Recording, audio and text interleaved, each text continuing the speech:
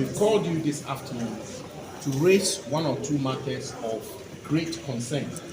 to the caucus on the Foreign Affairs Committee, which is in relation to the foreign policy of our country and how the foreign policy of our country is being conducted. As you all know, whatever happens with the foreign ministry, the foreign minister, and the foreign policy of our country has far-reaching repercussions on the reputation, image, standing, and welfare of our citizens across the world. Not too long ago, we were utterly shocked and surprised to hear from the Honorable Minister for Foreign Affairs that an important mission and an important embassy of our country, such as our mission in Washington, has been closed down because, according to the minister, one individual is alleged to have been engaged in fraudulent activities at the mission. We from this side of the House take the view that this action by the minister, this decision by the minister, has far-reaching repercussions on the staff of the mission,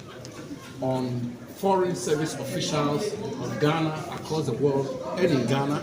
on the reputation and standing of our country in the eyes of the Committee of Nations, on the welfare of our citizens across the world. And we thought that, first of all, the minister should have briefed the Committee on Foreign Relations. Secondly, the minister should have tackled this matter through tact and diplomacy. And we're reliably informed that there have been several instances of alleged misconduct by officials of embassies across the world, by various countries and our country itself in the past, and they've been dealt with tact, they've been dealt with diplomacy, and the law has been, the full force of the law has been brought to bear without having to involve or be engaged in, if I will put it this way, unnecessary populism and rushing to the press, rushing to social media, and taking decisions and steps and making announcements, grandstanding announcements, which has far-reaching negative implications for the reputation of our country. If one person is committed an offense, or if one person is alleged to have been engaged in a fraudulent activity or in connivance with other persons, we support fully that those people should be brought to book and that they should be punished, and that the full force of our laws, the laws of our country, should be brought to bear and indeed be punished unreservedly. That we do not have a quarrel with. Our issue is the public posturing of the Ministry of Foreign Affairs and the minister, which has far-reaching negative implications on the reputation of our country, especially when we've been told that since the inception of the Fourth Republic, we've had similar incidences and they've been dealt with through tact diplomacy. There are several other examples where we think that the minister should engage the committee more,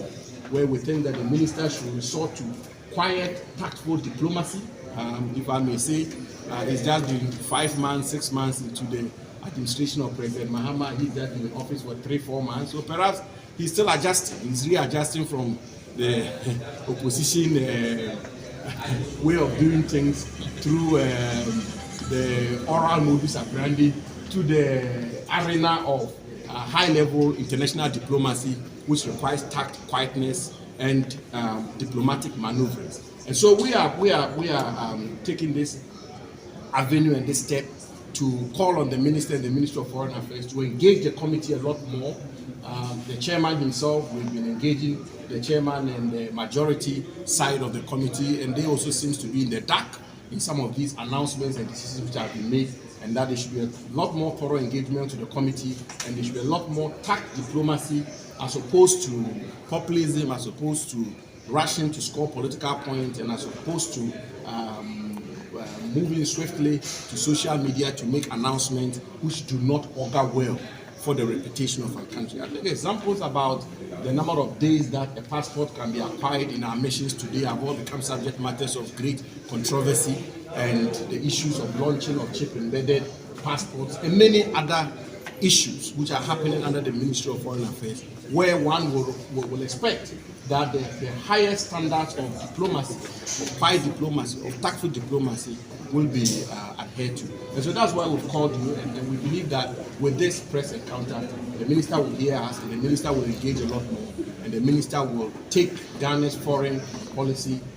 in a manner which enhances the reputation of our country, enhances the standing of our country, raises the flag of Ghana, rather than lowering the flag of Ghana. Thank you very much for coming. Thank you.